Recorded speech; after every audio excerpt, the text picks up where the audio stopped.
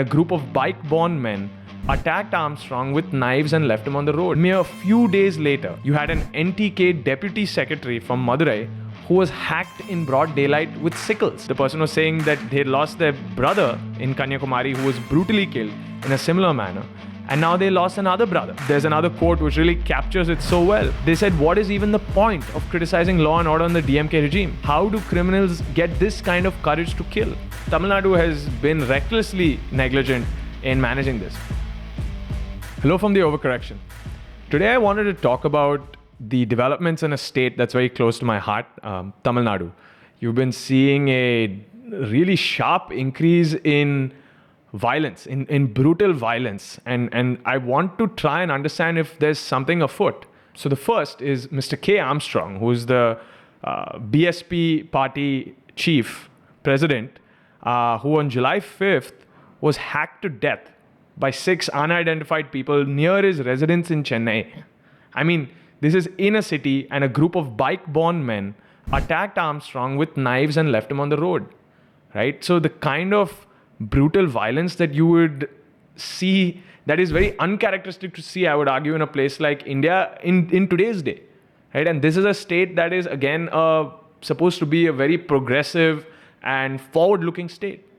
And just mere few days later, you had an NTK deputy secretary from Madurai who was hacked in broad daylight with sickles, right? Again, very brutal, violent acts that have no place in a country like India. And that too in a state, once again, which is supposed to be the bastion for, progressive thought and ideas. But then it gets down to what is the law and order situation come to in a state like Tamil Nadu, right? The DMK has prided itself to have maintained a wonderful state in terms of law and order, but the acts like these show a complete disregard for law and order. And the fact that they've only now arresting suspects and there's been no definitive booking yet, at least when this has been recorded, shows a very scary time, right? I mean, I'll read out one of the quotes, and the person was saying that they lost their brother in Kanyakumari who was brutally killed in a similar manner, and now they lost another brother who's the NTK deputy secretary. There's another quote which really captures it so well. They said, what is even the point of criticizing law and order in the DMK regime? How do criminals get this kind of courage to kill, right? So the DMK has to be responsible for law and order reaching to a level that such crime is committed without fear of police, government, or even the law, right? This is the kind of violence you would see back in the day in El Salvador and Colombia, daytime murders, right? So Tamil Nadu has to really introspect and try and understand what's gone wrong in the law and order situation. In fact, right after the election, I remember seeing some very disturbing and startling footage of people celebrating Annamalai's defeat, right? By printing out his photo, putting it on a goat, and then live slaughtering that goat on video to somehow prove a point.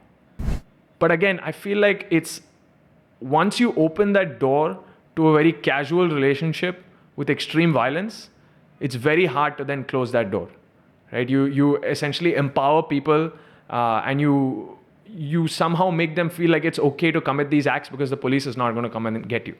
So I really hope that Tamil Nadu takes a hard look and course corrects, because if this is the state of law and order, then we're all in for a very, very unsafe time in what I know to be a very beautiful state. Another sign that the situation in Tamil Nadu is not really where it should be is the Hooch tragedy. I know we covered it briefly on our social media channels, but now that death count has gone up to 61 in this tragedy, right? So there seems to be some kind of administrative issue, and Tamil Nadu has been recklessly negligent in managing this.